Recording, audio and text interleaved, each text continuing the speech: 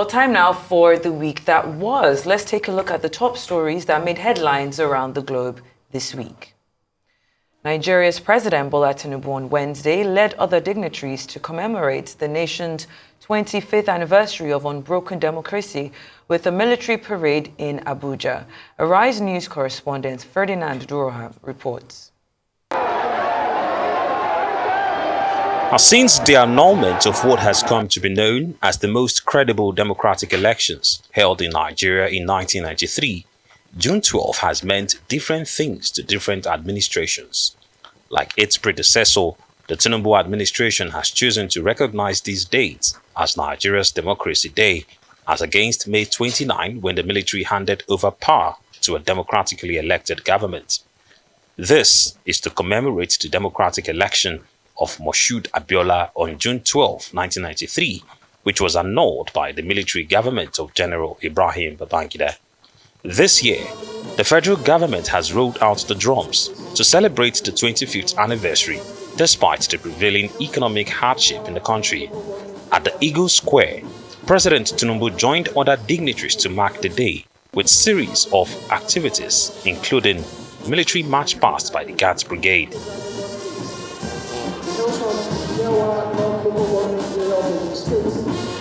Cultural performances, calisthenics, and other activities then followed.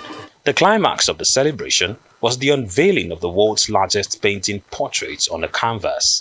Standing at 64 by 32 feet, the painting is a much younger version of President Bola Tinubu. Coordinator of the painting says it was created by 37 different painters representing the 36 states and the Federal Capital Territory. Some dignitaries at the event speak on the celebration. Today, 25 years after democracy, since we started democracy, these lessons is that the ideals that we encapsulated in the Farewell to Poverty, which was a title of the manifesto of June 12. I was part of the team that crafted that manifesto in 1993. The ideals espoused in that manifesto is what this current government, led by the president, who was an integral part of it, is implementing. The president was very clear in his speech earlier today and was very explicit. It's about understanding the sacrifices of our heroes past and seeing that as a foundation upon which we can erect a sustainable developmental future for Nigeria. Major lesson is to say that in democracy there are a lot of things that you can. We have seen a lot of improvement in terms of human rights issue, in terms of also the freedom to express yourself. Some members of President Tinubu's economic management team urged Nigerians to be more hopeful. The granaries have been opened up, the reserves have been opened up, food distribution is underway. In addition to that, as we know, we have revamped, we have rejuvenated, rejigged and revamped the direct payments to individuals in order to cover 75 million Nigerians at the end of the day. And that process has integrity, has transparency and visibility, and it's just a question of speeding it up, scaling it up. Leadership involves choices that sometimes are not pleasant, but they are necessary. And we have a leader who said, look, we are not blaming others, we are all guilty, but let's confront these realities. Let's confront our underinvestment, which have made us unable to fund all the priorities in the way we should do, whether it is education, whether it is health, whether it is security. Let us put a macroeconomic framework in place that will ensure that we earn the confidence of the world. During his 2024 Democracy Day broadcast to the nation, President Tinubu had pledged to ensure that democracy becomes permanently entrenched in Nigeria as a way of life, while urging citizens not to be weary, but remain hopeful for a better future. Ferdinand Duroha, Arise News. Well, happy democracy day to both of you. I mean, I don't think we've had a chance to talk since then. Well, a lot did happen on that day, but I think I'll just focus on two things or three. The first one, of course, I mean, that was all over social media, you know, the president's tumble, which honestly, to me, I didn't think was that big of a deal. It really just exploded. The president's what? You know, while he was getting His on dobale. his dobale, The fall, I don't necessarily think that was anything major, but for some reason that was what was all over social media.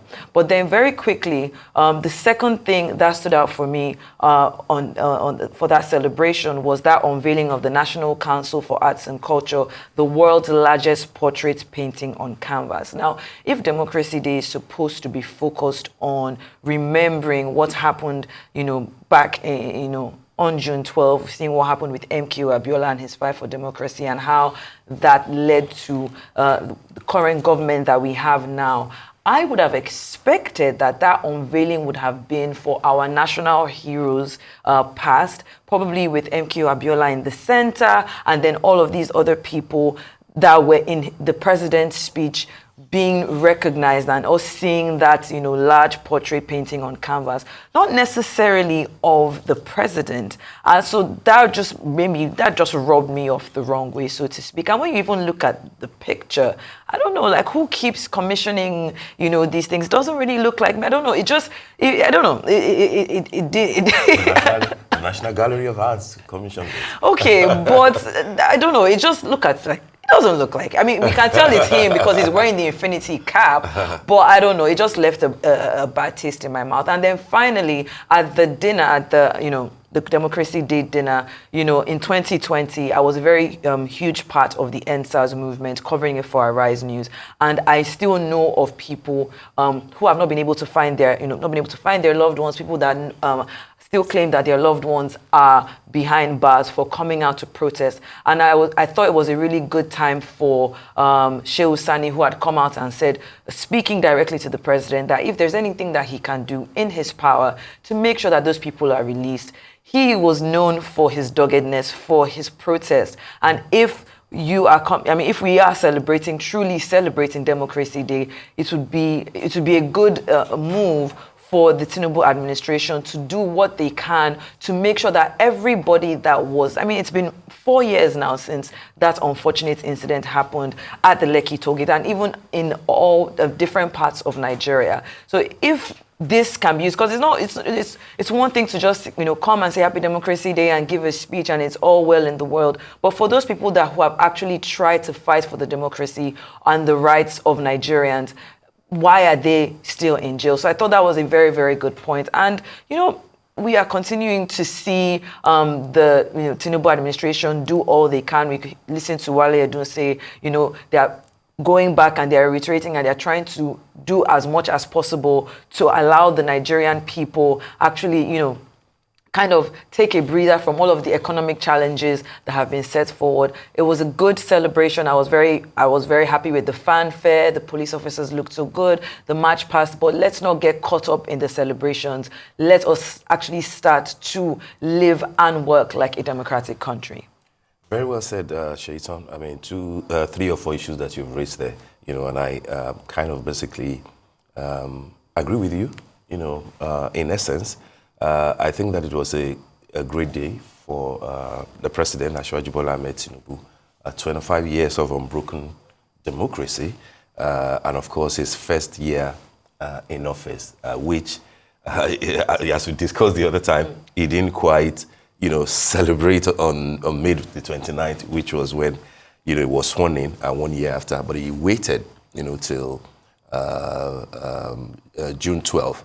Which is now known as Democracy Day. So I think that it was important. I listened carefully to his speech, and I thought that it was well crafted in giving glory essentially to MQ Abiola, the acclaimed winner of the election. Of course, there were a few individuals and institutions and causes that he ought to have included, but again, you know, you can't rule out a bit of politics.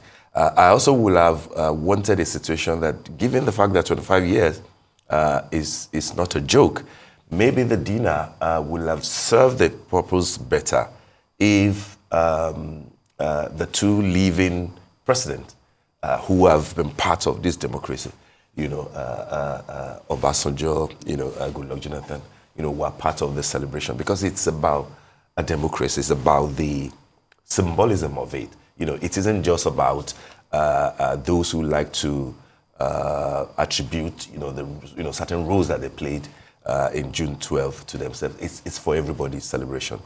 For what happened at the Eagle Square, I'm not so sure why we had to militarize it. Yes. I really found that a bit odious. It's not like October 1st that we're talking independence and there should be a bit of military display. For a democracy day, I'm not so sure that was necessary. Maybe the beauty of our cultures across 36 states would have been a lot more ideal, something different, curate something totally that will show that this is an Alagbada regime, and the fact that we don't have to be grateful to the military that they handed over power. We earned it. Every Nigerian earned that thing, because if you have to look at the military, it didn't come, quite easy. And the fact that it was a former military person, that also took over general, after so many years of the military. Lastly, for me, the unveiling of what the National Gallery of Art described as the largest, the largest. I'm not so sure about that fact. Is it necessary though? Like you, the general feeling, the general comment is that this doesn't look like a beautiful artwork to anybody. I'm not even so sure that is the sort of standard that Ashwaji Bola Ahmed Tinubu, who is a great lover of the arts, by the way, his home in Bodilon, for example, will show his interest in the arts. And therefore, if you're saying that you have now put about 37 people together to give us this, I'm not so sure that I'm very impressed. I mean, it's akin to the sort of artwork displays at the new Lagos State, the one that is being refurbished, airport, where there's a lot of collage. It hasn't been opened formally, so maybe it's too premature to speak about it. But a time will come when we'll have to discuss who commissions this sort of a thing, and who are the people. When you say 37 people, across the country, who are they? Yeah. What is their pedigree? What are they doing? And then again, I'm not so sure about the claims that we're giving to the world about being the largest canvas, painting. Yeah. I recall that there was the Journey of Humanity by a British artist in 2021. What was his name again? Sacha Jeffrey, who has the record as far as we know. If we have broken that record, that would be nice. I doubt it, but that's okay. The size of the Journey of Humanity, which essentially is to raise funds for children who died during COVID-19. Yeah. It is the size of 4. You're right. It's the size of 4,000 square foot. And it took 6 months to complete. And it is the size of 4 NBA-approved basketball field. Well, also, what is the point of such an award? We're celebrating 25 years Absolutely. of unbroken democracy, and you choose that day to get a useless, worthless, meaningless award. I honestly found it absolutely abhorrent. I found it embarrassing. I genuinely felt like I looked at the Nigerian flag. They used our flag to unveil this portrait. I looked at that and I felt like I was watching a video from an old, Soviet Union country, like Kazakhstan, with leaders who believe their countries are entrenched in their own who personalize the state, the idea of the state. There is no reason that our democracy should be personalized by the president. It is not the time, it is not the place, but it's also embarrassing. It's abhorrent. I was personally insulted. I genuinely felt insulted by that display.